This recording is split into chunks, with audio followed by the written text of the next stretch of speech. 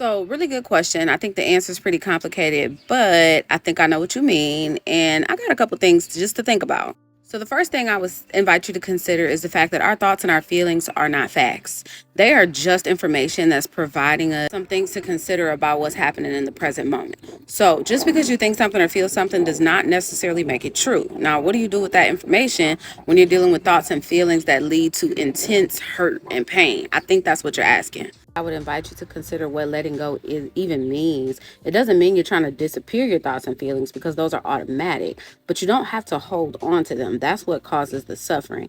So, a couple different things that allows you to release those things from the moment so that you don't hold on to them and allow them to continue to intensify. I always recommend people to look at experiential ways to let go of like hurt and pain and the places that we hold those things in our body. Notice in your body where you feel that. When do you feel it in your chest? Do you feel it in your stomach? Do you feel it in your head? Do you feel it all over your body? Does it have a sound? Does it have an image?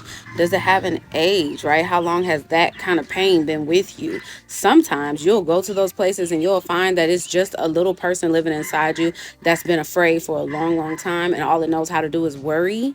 And it worries even still that if it lets go of that worry, that it won't have anything to protect you from wherever that pain is coming from. I would invite you to curiously find where you're experiencing that and what it's trying to tell you. If you'll slow down and listen and go to the source of the pain, I 100% guarantee you it will tell you something. You also probably want to have really good self-rescue techniques. This is something that I've talked about in a lot of previous videos. Other people might call them grounding techniques. Some people call them coping mechanisms. You can call them whatever you want to call them, but it is an opportunity for you to rescue yourself from how intense those thoughts and feelings can get. A lot of times I think we'll just sit in it. We'll just sit in it because it scares us. We'll sit in it because we're not sure what to do. A lot of different reasons. You don't have to sit in that. You can do certain things that can get your thoughts and your body to slow down long enough for you to really reframe and address how you're thinking about those things. Last suggestion I'll offer you is mindfulness. A lot of times, mindfulness can be a hard sell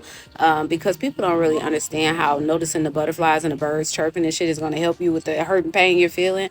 But what it actually does is reconnects you to the present moment and allows you to really, like, for real, think about what's happening and what's not and what you can really do about it. So, to put all those things together, I would just remind you that it takes consistent practice at reframing, grounding, going to the hurt places and giving them an opportunity to say what their fear is. You really have to do those things over and over and over and over. Just because you have a good run or you do it a couple of times does not mean that it's going to go away. You'll just have to keep showing up for those places of hurt. And over time, you are able to release the suffering that's attached to the pain of it.